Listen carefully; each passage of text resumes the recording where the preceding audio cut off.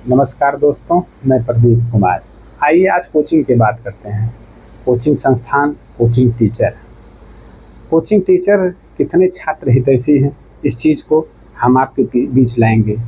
अभी पेट का एग्ज़ाम हुआ, उत्तर प्रदेश पुलिस का एग्ज़ाम हुआ, समीक्षा अधिकारी का एग्ज़ाम हुआ, एसएससी एग्ज़ाम करा रही है। इन सब चीज़ों पे बीच में जो कोचिंग संचालक हैं या कोचिंग टीचर हैं, दिल्ली में एसएससी के खिलाफ धरना दिए। धरना क्या वो एसएससी के लिए दिए या अपने लिए दिए या छात्रों के लिए दिए, यह विचार का विषय है। जैसे अभी देखिए, उत्तर प्रदेश में पेट का एग्ज़ाम हुआ है।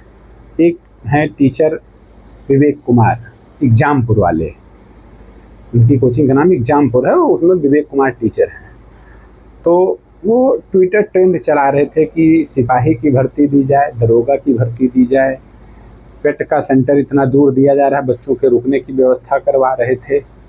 तो क्या लगता है, ये बच्चों के हित के लिए करवा रहे थे? हमारी समझ से बच्चों के हित के लिए नहीं करवा रहे थे, अपने हित के लिए करवा रहे थे। आइए आज हम इसी चीज़ को पुष्टि करते हैं कि कैसे वो बच्चों के हित के नगण्य है और छात्र हित में नगण्य है, अभ्यर्थी हित में नगण्य है, या 10-5% कह लीजिए, जो भी आप समझिए, लेकिन वो अध्यापक के पक्ष में ज़्यादा है। आइए इस चीज़ को हम अपने शब्दों में व्याख्यायित करते हैं। जैसे कि उत्तर प्रदेश पुलिस की भर्ती हुई 2021 में दरोगा भर्ती होती है। दरोगा भर्ती होती है, भर्ती का रिजल्ट आता है, भर्ती फाइनल हो जाती है, लेकिन आज तक उस रिजल्ट का स्कोर कार्ड नहीं आया अभ्यर्थियों का, पहली चीज़। दूसरी चीज़, 60,244 की सिपाही भर्ती होती है। भर्ती पेपर आउट होता है, पेपर निरस्त होता है, पुनर्परीक्षा होती है, फिजिकल होता है, मेडिकल होता है, अंत में बच्चे ज्वाइनिंग कर लेते हैं, ट्रेनिंग कर रहे हैं, लेकिन अभी तक उसका स्कोर कार्ड नहीं आया। उत्तर प्रदेश अधीनस्थ सेवा चयन आयोग है, जो मुख्य सेविका का फाइनल रिजल्ट दिया है, जूनियर असिस्टेंट का फाइनल रिजल्ट दिया है, वन रक्षक का रिजल्ट दिया है, लेकिन इन सभी जो हम नाम ले रहे हैं, इनमें कभी किसी का भी स्कोर कार्ड अभी तक नहीं दिया गया है। क्या आपने किसी कोचिंग टीचर को या किसी कोचिंग संचालक को सुना है कि दरोगा भर्ती 2021 का स्कोर कार्ड क्यों नहीं आया, सिपाही भर्ती का स्कोर कार्ड क्यों नहीं आया, मुख्य सेविका का स्कोर कार्ड क्यों नहीं आया? क्या जो बच्चा फॉर्म भरता है और परीक्षा देता है, तो क्या उसका यह अधिकार नहीं है कि वह अपना रिजल्ट देखे, वह कहाँ तक पहुँच रहा है, उसमें कितनी त्रुटियाँ हो जा रही हैं, किस सब्जेक्ट में वो कमज़ोर हो जा रहा है? इन सब चीज़ों को कोई टीचर कभी नहीं कहते हैं। वो कहते हैं कि भर्ती निकालिए, भर्ती निकालिए। उनका फ़ायदा है कि भर्ती निकलेगी तो हमारा बैच बिकेगा, और उनका स्वार्थ बस पैसा। आपने एडमिशन ले लिया, आप पढ़िए ना पढ़िए, इससे कोई मतलब नहीं उनका। आप पर देखते होंगे जो कोचिंग टीचर हैं, वो पढ़ाते हैं, कहते हैं कि ज़्यादा से ज़्यादा लाइक करिए, ज़्यादा से ज़्यादा शेयर करिए, सब्सक्राइब करिए। अच्छी बात है, करिए, लेकिन वो सिर्फ अपने हित की बात करते हैं, छात्र हित की बात कम करते हैं।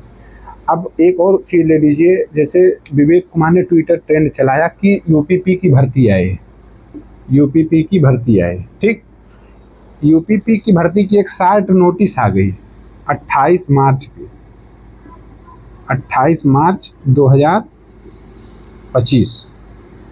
28 मार्च 2025 को एक नोटिस आ गई उत्तर प्रदेश पुलिस भर्ती बोर्ड की कि 19,200 पद लगभग, कि 19,200 पद का विज्ञापन आएगा, लेकिन वह विज्ञापन आज तक नहीं आया है। उस विज्ञापन के नाम पे कम से कम 10 बैच बिक गए। कितने? कम से कम 10 बैच बिक गए, जिसमें 10,000 बच्चों ने एडमिशन लिया और पढ़े और चले गए, लेकिन अभी न वैकेंसी आई है और ना ही बैच बंद हुआ है कि इस बैच का एडमिशन बंद हो गया है, बैच चल रहा है। और सुन लीजिए, उसी के पहले आप जून इसमें भर्ती आई, यूपीएसआई की भर्ती आ गई है, यूपीएसआई की भर्ती आ गई, लगभग 4500 प्लस पद है, ठीक। उसकी भर्ती आई, ये फीस पहले 400 थी, अब 500 हो गई है। किसी टीचर ने कहा कि फीस वृद्धि क्यों हुई? नहीं कहा। इसके लिए कभी कहा उन्होंने ट्विटर ट्रेंड चलेगा? नहीं कहा। चाहे आप राकेश यादव को ले लीजिए, चाहे आप अभिनव को ले लीजिए, मैथ वाले हैं, चाहे विवेक कुमार को लीजिए, चाहे राकेश यादव हैं कैरियर बिल वाले, किसी भी टीचर ने इस पे कुछ नहीं कहा कि फीस वृद्धि क्यों कर दी गई है। इस समय रेलवे की भारी भरकम भर्ती आई है, भारी भरकम भर्ती आई है। आप सोचिए, एक छोटा सा उदाहरण समझिए, आरपीएफ जो है एसआई का पद आया, लगभग इसमें पड़े थे 15 लाख से प्लस फॉर्म पड़े थे, समझ रहे हैं, इतने फॉर्म पड़े थे। आरपीएफ कांस्टेबल का आया था, लगभग इसमें जो फॉर्म पड़े हैं लगभग 45 लाख फॉर्म पड़े हैं।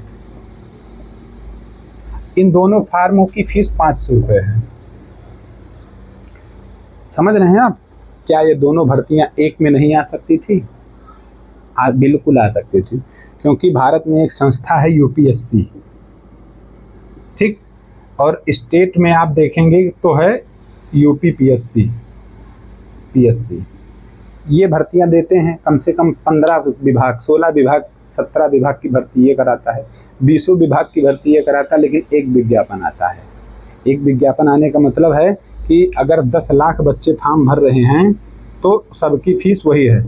ऐसा नहीं है ये कि यूपीएससी देता है तो आईएएस का अलग दे रहा है विज्ञापन, आईपीएस का अलग दे रहा है, आईएफएस का अलग दे रहा है, आईआरएस का अलग दे रहा है, ऐसा कुछ नहीं है, सब एक ही विज्ञापन आता है। तो क्या इस बे किसी टीचर ने कहा कि यह भर्ती एक क्यों नहीं हो सकती? क्योंकि उनको आपका हित नहीं है, उनको अपनी कोचिंग चलानी है। अरे भाई, यहाँ से एक बैच एसआई का लॉन्च करेंगे, यहाँ से एक बैच कांस्टेबल का लॉन्च करेंगे, ठीक ना, और इनकाउंटर बैच चलाते हैं। सोचिए कि शिक्षा जगत में इनकाउंटर बैच पुलिस महकमे का है, और खासकर इनकाउंटर को किसी को मारने से लिया जाता है कि किसी का इनकाउंटर कर दिया, किसी डकैत का या किसी चोर का या किसी आतंकवादी का, ऐसे ऐसे शब्द किए जाते हैं। और समझ लीजिए आप, यूपी जो रेलवे है, रेलवे में बहुत वैकेंसियाँ आई। अब आप समझिए, एएलपी आई है 18,799, टेक्नीशियन आया है 14,298, आरपीएफ कांस्टेबल और सिपाही सब मिला के लगभग 4660, जूनियर इंजीनियर 7,951, पैरामेडिकल का 1,376, एनटीपीसी 11,558, सब रेलवे के हैं। Level post 1 group D 32,438, ALP 9,970, technician 6,225, ठीक ना। तो जो ग्रुप डी है, ग्रुप डी तक जो हैं बताया मैंने, वो सब क्या हैं, 2024 के आए हैं। जनवरी, फरवरी, मार्च, अप्रैल, मई, जून, जुलाई, अगस्त तक विज्ञापन आए हुए हैं, लेकिन कभी किसी ने कुछ नहीं कहा कि नहीं ऐसा है। एक चीज़ समझ लीजिए, सिर्फ ग्रुप डी का समझिए 1,10,00,000 फॉर्म पड़े हैं। कितने? 1,10,00,000 फॉर्म पड़े हैं। समझिए, 1,10,00,000 फॉर्म की फीस अगर हम मोटा मोटी ओवरऑल जोड़ ले रहे हैं कि 300 रुपये फीस, क्योंकि उसमें कुछ कैटेगरी वाइज हैं, कुछ पीडब्ल्यूडी हैं, कुछ हैं जिनका फीस कम है। अगर हम इस सब का एक रेशियो ले लें कि 300 रुपये फीस ले रहे हैं, तो आप 300 गुणे 1,10,00,000 कर लीजिए, कितना हो गया। अगर यह पैसे को 1 साल मोबिलाइज किया गया तो कितना ब्याज हो गया। अभी यही जो 500 फीस है, यही नहीं ख़त्म होती है। 500 फीस जो है, ठीक, इसके बाद कहेंगे कि जाति प्रमाण पत्र फलट तिथि की चाहिए। जाति प्रमाण पत्र जो है, अगर वो 3 साल वैलिड है तो परीक्षा की अंतिम तिथि से पहले का जो उसकी एक्सपायरी है, परीक्षा की अंतिम तिथि तक अगर वो एक्सपायर हो जाता है तो ठीक, नया लगेगा। लेकिन अगर परीक्षा की तिथि से वो इस बाद भी अगर वैलिड है तो कैसे? फिर आप जाति प्रमाण पत्र बनवाइए। इसके बाद आपका कंप्यूटर वाला 100 रुपये लेगा, ठीक, कितना हो गया? लगभग ये 100 रुपये, 70 से 100 रुपये तक लेते हैं प्रमाण पत्र का बनवाई, जबकि फीस इसकी लीगल 30 रुपये है। इसके बाद हर बच्चे के फॉर्म खुद नहीं फिलअप कर पाता है, क्योंकि लाइव फ़ोटो चाहिए, इतने से इतने केबी की चाहिए, ऐसी तमाम चीज़ें हैं। तो लगभग 500-600-700, और अगर बच्चा घर से 5-10 किलोमीटर दूर जा रहा है तो मान ले रहे हैं हम उसका 50 रुपये का खर्च, चाहे उसका पेट्रोल खर्च समझ लीजिए, चाहे बच्चे का नाश्ता समझ लीजिएगा, साइकिल से जा रहा हो, लगभग 750 रुपये हो गया। अब सोचिए कि अगर बच्चे के पास यही फीस 100 रुपये होती तो लगभग 300 में हो जाता, ठीक, 300 से 400 के बीच में हो जाता, लेकिन अब 500 है तो लगभग 700 से 800 जा रहा है। इस चीज़ को जो फॉर्म आया है रेलवे का, टेक्नीशियन का हो, पैरामेडिकल का हो, एनटीपीसी का हो, ग्रुप डी का हो, क्या वो एक विज्ञापन से नहीं आ सकता था? आ सकता था। इसके लिए कभी ट्विटर ट्रेंड हुआ? नहीं हुआ।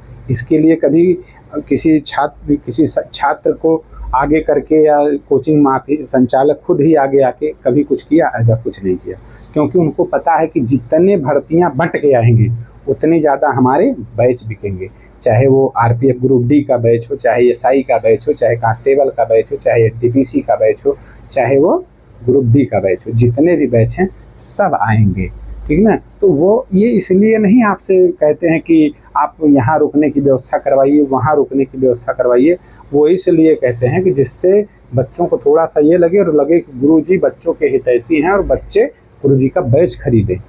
बैच खरीदने से उनको पैसा होगा भाई, इनकम होगी उसका।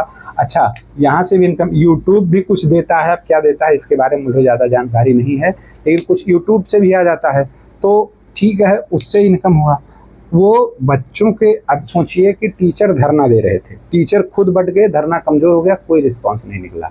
अच्छा, एक चीज़ और यहाँ गौर करने वाली है, क्या धरना अपने फ़ायदे के लिए दिया जा रहा था या छात्रों के फ़ायदे के लिए दिया जा रहा था या एसएससी के विरोध में दिया जा रहा था? एक सबसे गूढ़ प्रश्न है कि क्या धरना हाईलाइट होने के लिए दिया जा रहा था या हाईलाइट होकर राजनीति में जाने के लिए किया जा रहा था? यह भी प्रश्न विचारणीय है, क्योंकि बहुत से टीचर ऐसे हैं जो आजकल देखते होंगे कि वक्तव्य दे रहे हैं कि यहाँ ऐसे है, वहाँ वैसे है। उस वक्तव्य का क्या मतलब है? अगर आप टीचर हैं तो आप पढ़ाइए, या तो आप राजनीति ही कर लीजिए, या तो आप पढ़ा ही लीजिए, या तो कलम लेके आप उतर जाइए।